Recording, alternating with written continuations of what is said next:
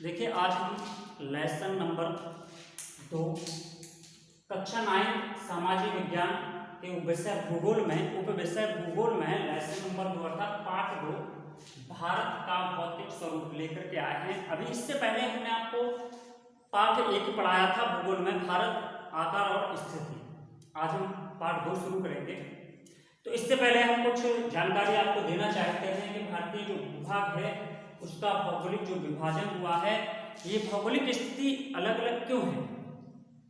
हम जानते हैं कि हमारा भारत एक विशाल देश है जहां पर विभिन्न प्रकार की भू आकृतियां आपको मिल जाएंगी। कहीं पर पर्वत हैं, कहीं पर पठार हैं, कहीं पर नदी है, कहीं पर मरुस्थलीय क्षेत्र है, कहीं पर समतल मैदान है, कहीं पर तटीय क्षेत्र है, कहीं पर समुद्र है।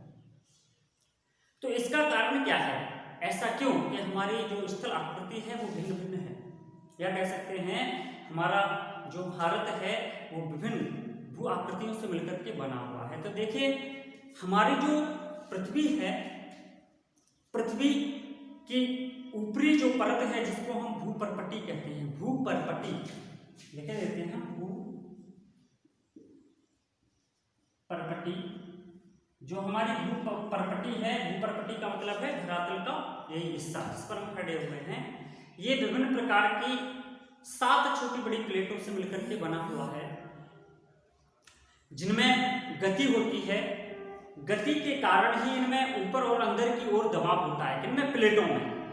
जब प्लेटों में दबाव होता है तो दबाव के कारण ही घर्षण, बलन और ज्वालामुखी जैसी क्रियाएं उत्पन्न होने लगती हैं। जब बलन होगा, घर्षण होगा।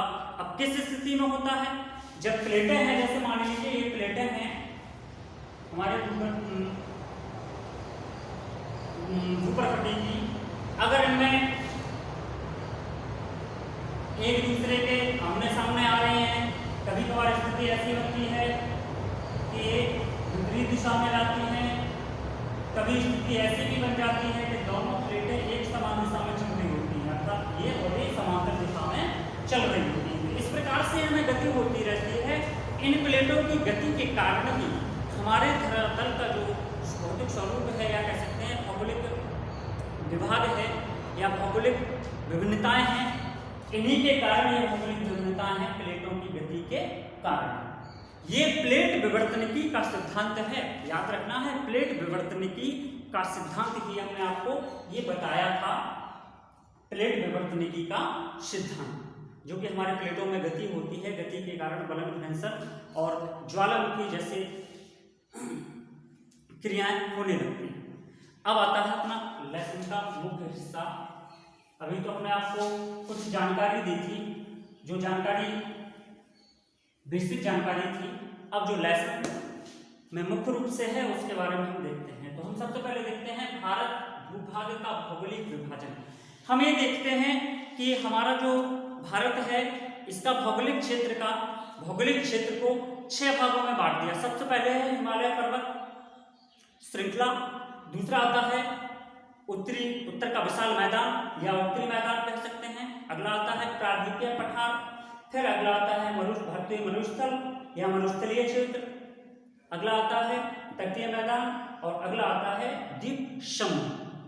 अब इनके बारे में बेसिक जानकारी हम आपको देते हैं कि सबसे पहले हिमालय पर्वत क्या है। सबने सुना होगा कि हिमालय पर्वत है क्या। हिमालय पर्वत जो है, हिमालय पर्वत भारत के उत्तर दिशा में स्थित है, जो कि अर्धचंद्राकार रूप में है। उत्तरी मैदान जो कि अपना क्षेत्र भी आता है, उत्तर मध्य भारत भी आता है। समतल मैदान जो है इसको हम उत्तर का विशाल मैदान कहते हैं। प्रायद्वीपीय पठार क्या होता है, सबसे पहले तो हम ये देखेंगे।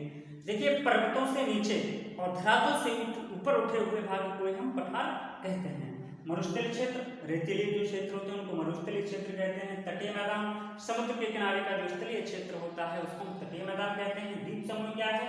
समुद्र में स्थित जो स्थलीय खंड होता है उसको हम द्वीप समूह कहते हैं।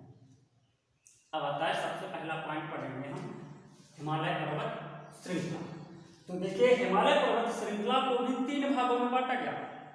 3 भाग कौन कौन से हैं? सबसे पहला तो है बृहद हिमालय जिसको हम महान हिमालय कहेंगे। दूसरा आता है लघु हिमालय, यहाँ पर है लघु हिमालय, 2 नंबर हो गए। और तीसरा आता है यहाँ पर बाह्य हिमालय या शिवालिक श्रेणी। बाह्य हिमालय या शिवालिक श्रेणी। हम तीनों पार्ट को बारी बारी से पढ़ेंगे। तो सबसे पहले तो हम बृहद हिमालय देखेंगे। बृहद हिमालय होता क्या है? बृहद हिमालय भारत के उत्तर में स्थित,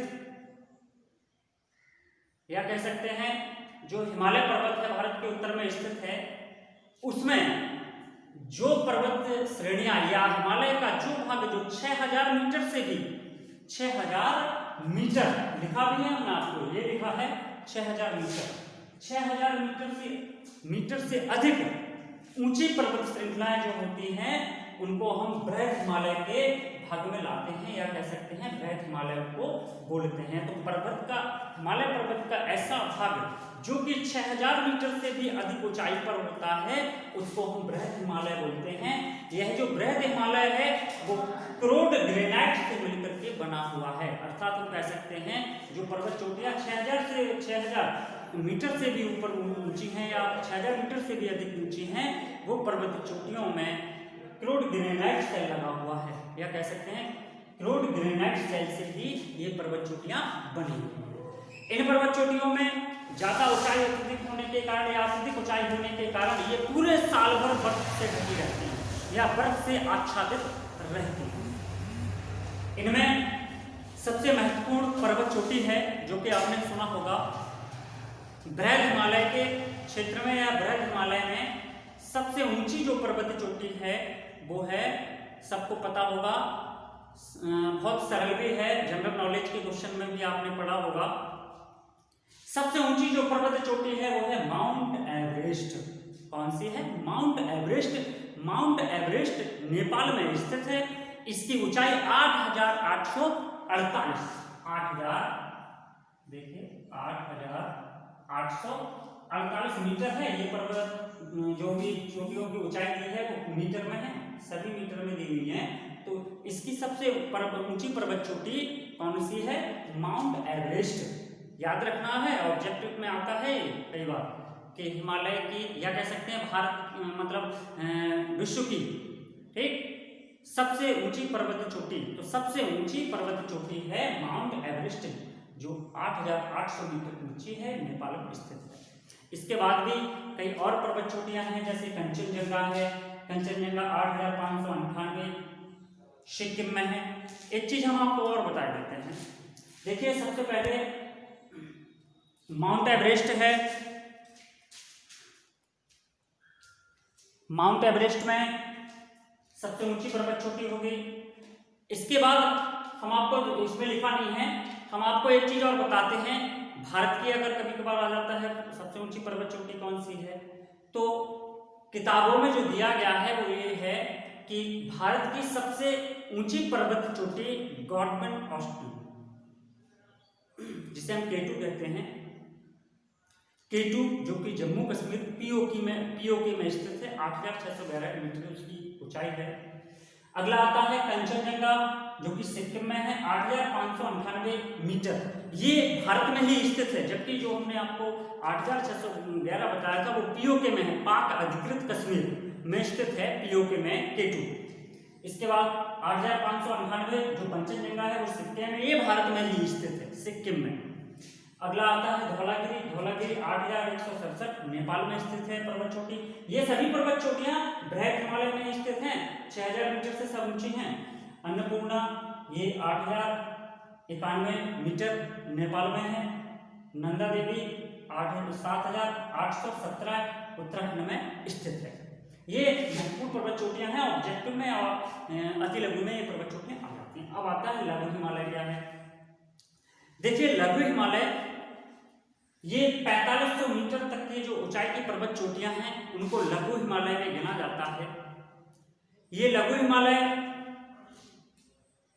कायांत्रिक शैलों से या चट्टानों से बना हुआ है, या कह सकते हैं लघु हिमालय का जो 4500 मीटर तक का जो भाग है या 4500 मीटर ऊंचाई तक की जो पर्वत चोटियां हैं वो कायांत्रिक चट्टानों या शैलों से मिलकर के बनी हुई हैं। इनमें कुछ क्षेत्र जम्मू कश्मीर में मर्ग के नाम से भी जाते हैं, जैसे आपने सुना होगा गुलमर्ग है, सोनमर्ग है। उत्तराखंड में बुग्याल इनको कहते हैं। इसके बाद आता है पीर पंजाल, यहाँ की महत्वपूर्ण पर्वत चोटी है या पर्वत श्रृंखला है, लघु हिमालय की महत्वपूर्ण पर्वत श्रृंखला है पीर पंजाल, सुना होगा शायद। अगला आता है बाह्य हिमालय। बाह्य हिमालय ये दोनों से नीचे का जो भाग है उसको हम बाह्य हिमालय कहते हैं। ये लगभग 600 से 1500 मीटर तक की ऊंचाई को हम बाह्य हिमालय या शिवालिक श्रेणी के नाम से जानते हैं।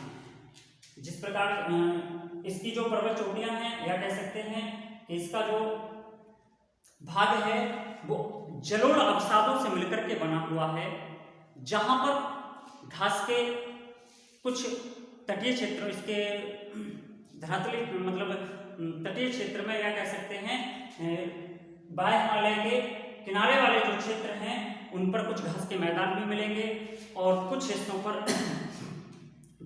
पर खेती, सीढ़ीदार खेती, जो सीढ़ीनुमा खेती होती है, सीढ़ी बनाई जाती है, खेती भी होती है। यहाँ लोगों का जीवन यापन होता है, अर्थात बाह्य हिमालय में जीवन यापन होता है, जबकि हमने आपको बताया था बृहद हिमालय और लघु हिमालय में लोग जीवन यापन नहीं करते, केवल बाह्य हिमालय में ही लोग जीवन यापन करते हैं या कह सकते हैं इससे निचले वाले क्षेत्रों में लोग जीवन यापन करते हैं, कृषि भी करते हैं। कृषि करने के साथ साथ पशुपालन भी यहाँ पर होता है, घास के मैदान भी यहाँ पर पाए जाते हैं। बस इससे आगे हम कल पढ़ेंगे, मतलब अगले वीडियो में इससे आगे हम पढ़ेंगे।